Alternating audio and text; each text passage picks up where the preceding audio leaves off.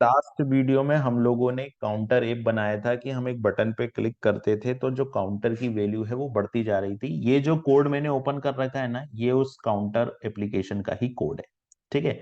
जो इस तरीके से मैं इसको रिफ्रेश करता हूं तो ये काउंटर की वैल्यू यहाँ पर बढ़ती जा रही है। ठीक है। अब मुझे एक एप्लीकेशन इसी कोड में मैं थोड़ा सा चेंज करूंगा और एक नया एग्जांपल बनाऊंगा। ये जो कोड है मेरा माई बटन जो कंपोनेंट है, इस माई बटन कंपोनेंट पे मैं जाऊंगा और यहां पर मैं मेरे को एक रेंडम नंबर जनरेट करवाना है इस बार। तो जो हैंडलर होगा ना, मैं हैंडलर का नाम बदल दूंगा और जो बटन है बटन का टाइटल भी मैं बदल के यहाँ पर लिख देता हूँ जनरेट न्यू रेंडर नंबर या जनरेट रेंडर नंबर। तो मैंने ये बटन का जो नाम है वो चेंज कर दिया, जनरेट रैंडम नंबर। ठीक है। ये मेरा बटन का टाइटल चेंज हो गया। अब बटन का जो ऑन क्लिक है वो भी मैं चेंज करूंगा। यहां पर मैं बटन के ऑन क्लिक पे दूंगा जनरेट रैंडम नंबर। ये मैं दे दूंगा जनरेट रैंडम नंबर। ये मैंने नाम दे दिया जनरेट रैंडम नंबर। ठीक है।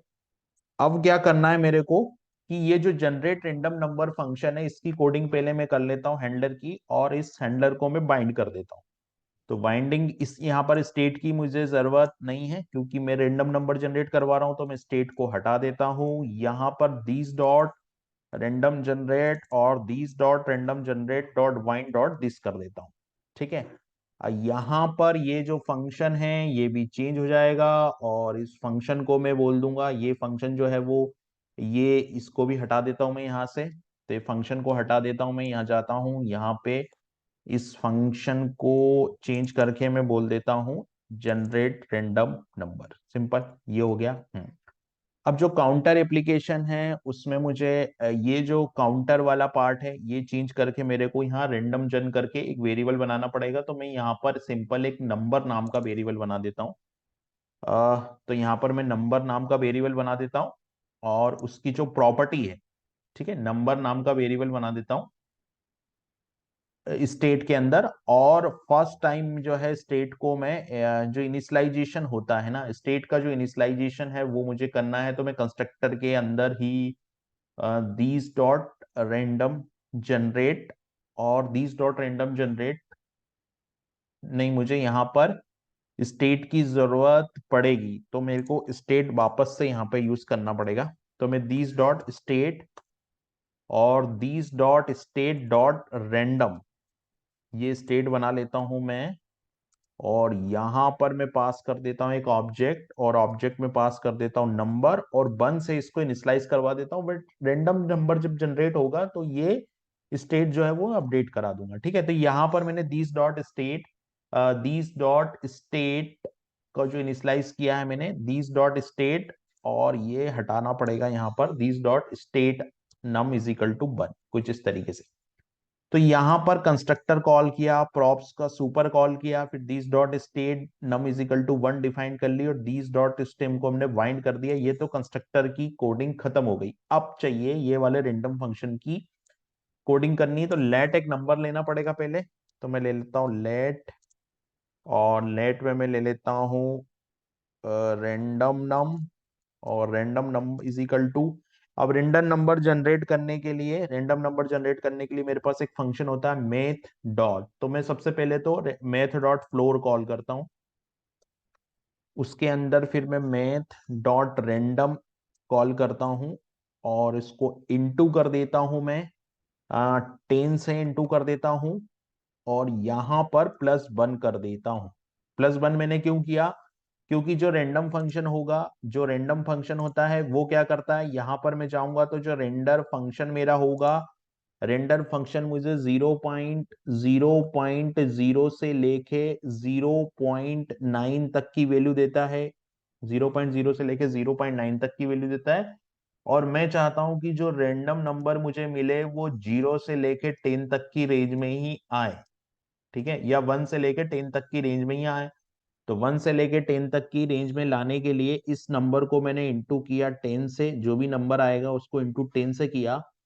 तो ये जो नंबर होगा वो 1 से लेके 10 तक के बीच, 1 से लेके 9 तक के बीच का होगा। According to this expression. ठीक है, फिर मैं इसमें +1 कर दूंगा, तो ये नंबर 1 से लेके 10, मतलब 1 से लेके 10 तक के बीच में ये नंबर जो है वो जनरेट हो जाएगा। ठीक है, ये मैंने यहाँ पर रेंडम नंबर को जो है वो जनरेट कर दिया। रेंडम नंबर को जनरेट करने के बाद यहाँ पर इससे मुझे क्या होगा कि दीज डॉट ये बाइंडिंग हो गई मेरी। ठीक है, ये इवेंट यहाँ पर जो है वो इवेंट हैंडलिंग की बाइंडिंग मैंने कर दी बाइंड फंक्शन के साथ। तो मुझे क्या होगा, इवेंट हैंडलर के अंदर दिस अवेलेबल हो जाएगा इस वाली लाइन के लिखने से। ठीक है, चलो अभी ये हो गया। ऑन क्लिक पे मैंने बटन बना दिया। अब शर्त ये है कि ये जो काउंटर दिखा रहा था मैं इसको मुझे दिखाना पड़ेगा। तो मैं यहाँ पर काउंटर ईच को बजाय यहाँ पर लिख देता हूं मैं करेंट। तो मैं लिख देता हूं करेंट करेंट रेंडम नंबर इस करेंट रेंडम नंबर इस जो है वो यहाँ आ जाएगा, और these.state.num आ जाएगा। सिंपल, ये हो गया, शो कर गया नंबर। अब ये नंबर तो दिखाना है, लेकिन ये जो बटन है ना, ये बटन को एक कंडीशन के बेस पे दिखाना है। अगर ये नंबर जो है वो इक्वल टू 8 होता है तो ही ये बटन आए, और अगर ये इक्वल टू 8 नहीं होता है तो ये बटन नहीं आए। तो मैं क्या करता हूं, तो मुझे लगाना पड़ेगा यहाँ टर्नरी ऑपरेटर। तो सिंपल इस पूरे बटन को मैं यहाँ पर टर्नरी ऑपरेटर लगाना पड़ेगा। तो टर्नरी ऑपरेटर के लिए जावास्क्रिप्ट एक्सप्रेशन आएगा, और this dot state dot num equal to 8। अगर ऐसा है तो यहाँ क्या होगा, ये क्वेश्चन मार्क आ जाएगा। यहां पर इसको मैं बंद कर देता हूं जावास्क्रिप्ट एक्सप्रेशन को। ठीक है, क्वेश्चन मार्क आया क्योंकि टर्नरी हमने लगाया। ठीक है, क्वेश्चन मार्क आया। क्वेश्चन मार्क के बाद अगर ये कंडीशन ट्रू होती है तो ये नंबर आ जाएगा। कंडीशन ट्रू होती है इक्वल टू 6 अगर है ना। अगर ऐसा है तो मुझे क्या करना है, बटन डिस्प्ले नहीं करवाना है, मुझे डिस्प्ले करवाना है H2 के अंदर टास्क कंप्लीटेड। ठीक है, टास्क कंप्लीटेड होगा और बटन जो है वो जनरेट यहाँ पे नहीं होगी। तो ये हो गया। और अगर ऐसा नहीं होता है तो क्या होगा, ऐसा अगर नहीं होता है तो कूलन, अभी देखिए फॉर्मेटर इसको फॉर्मेट कर देगा। मैंने जैसे ही सेव किया, जो फॉर्मेटर डला है एक्सटेंशन विजुअल स्टूडियो कोड का, उसने इसको फॉर्मेट कर दिया। तो these.state.num इक्वल टू 8 है तो ये आ जाएगा, और अगर ये कंडीशन फॉल्स होगी तो ये बटन यहाँ पर आ जाएगा। और ये फॉर्मेटर ने इसको फॉर्मेट कर ही दिया, और ये डिव यहाँ पे बंद हो ही गया, और ये जो मैसेज है वो हर बार आएगा। तो अगर नंबर 8 आएगा तो लिखा आएगा टास्क कंप्लीटेड, और अगर 8 नंबर नहीं आएगा तो ये लिखा आएगा जनरेट रेंडम नंबर। इसमें हम लोगों ने कंडीशनल रेंडरिंग लगाई है, क्योंकि देखो रिएक्ट एक सिंगल पेज एप्लीकेशन है। यहाँ पर एक ही पेज में आपका सब कुछ है। अगर आप लॉग इन लॉग आउट से रिलेटेड एप्लीकेशन बनाते हैं तो यूजर लॉग इन हो जाएगा तो उसको लॉग आउट बटन दिखना चाहिए, और यूजर अगर लॉग आउट है तो उसको लॉग इन बटन दिखना चाहिए। लेकिन हम लोग रीडायरेक्ट तो नहीं कर सकते ना किसी पेज पे, क्योंकि हमारा एक ही जो पेज है वही पेज हमारा लॉगिन पेज है, और वही पेज हमारा लॉग आउट पेज है। हमको सब कुछ एक ही पेज पे करना है। तो हम एप्लीकेशन का रिजल्ट देखते हैं।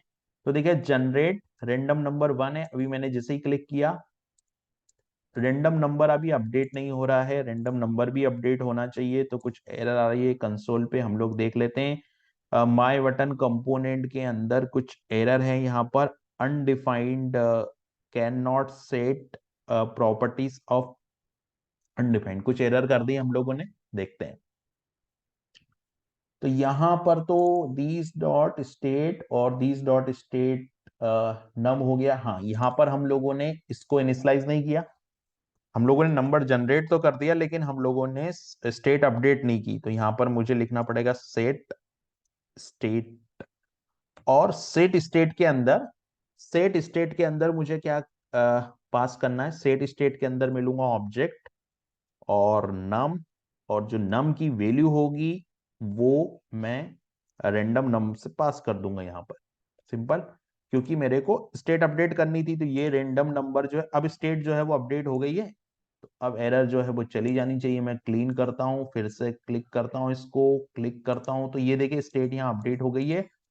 और अगर नंबर 8 आ गया तो टास्क कंप्लीटेड। अभी फिर से मैं रिफ्रेश करूंगा। मैंने रिफ्रेश किया, अगर नंबर 8 आएगा तो टास्क कंप्लीटेड। टास्क कंप्लीटेड का क्या मतलब है कि ये बटन नहीं दिखेगा, फिर टास्क कंप्लीटेड दिखेगा। तो इस तरीके से हम लोग जो 1 से लेके 10 तक का नंबर हम जनरेट करवा रहे हैं, और अगर नंबर 8 आएगा तो टास्क कंप्लीटेड आएगा, और नहीं तो ये बटन आएगा। तो हम लोगों ने यहाँ कंडीशनल रेंडरिंग भी यूज करी, सेट स्टेट भी यूज किया, और जो कस्टम लॉजिक था वो भी हम लोगों ने यहाँ पे यूज किया।